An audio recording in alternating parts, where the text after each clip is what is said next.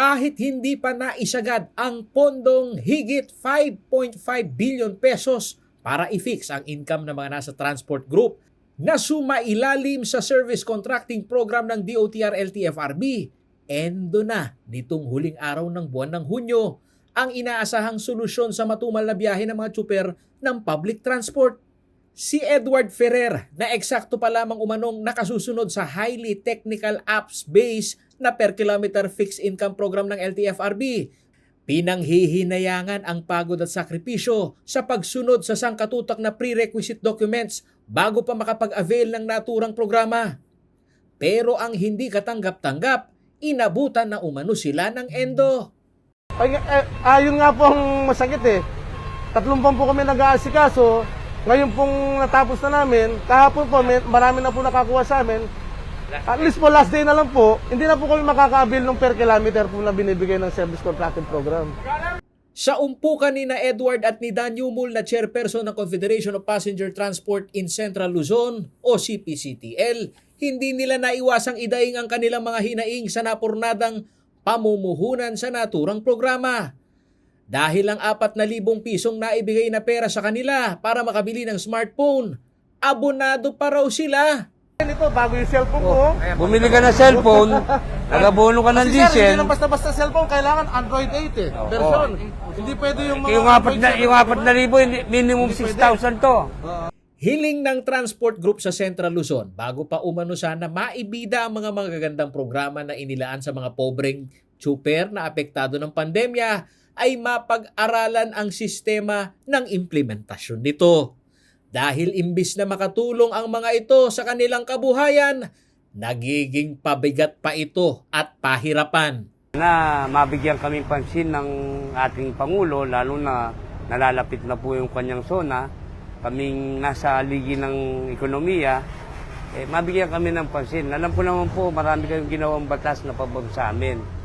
Ang lagi po nating problema yung pagpapade-implement.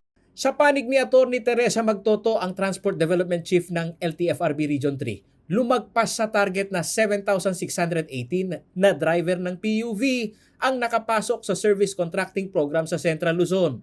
Kasama dito ang modernized jeep, traditional jeep at interprovincial route na bus sa Central Luzon. Ang programa umanong ito ay may dalawang aspeto, ang free ride na mismong ang operator ang direktang may transaksyon sa LTFRB at ang fixed per kilometer income ng mga tsuper ng jeep. Wait lang, dalawa kasi yan. Merong free rides, merong yung regular service contracting. Yung free rides, ayun, hindi sila maniningil. Diba? Hindi sila maniningil sa pasahero, pero mag-ooperate sila with or without passengers, tatakbo sila. So, namomonitor yung operation nila through the systems manager. Then, at the same time, may manual monitoring silang piniprepare din para ma-submit sa amin. Sinabi ni Magtoto na sumusunod lamang sila kung ano ang ibinababang mga alituntunin ng central office at batid rin anya nila ang hirap ng mga tsuper na nagsusumikap na makasunod sa mga technical requirements. What went wrong, hindi rin talaga lahat nakakapag-login. Pero despite that, naka-receive naman, makaka-receive naman sila nung 4,000 na initial incentive at the same time yung yung additional incentive na 25 or 20K. Sa estado ng payout, tinapos na umano ng LTFRB Region 3 kahapon June 30 ang mga voucher ng nasa 7,000 benepisyaryo ng service contracting program na direkta sa Land Bank ang payout.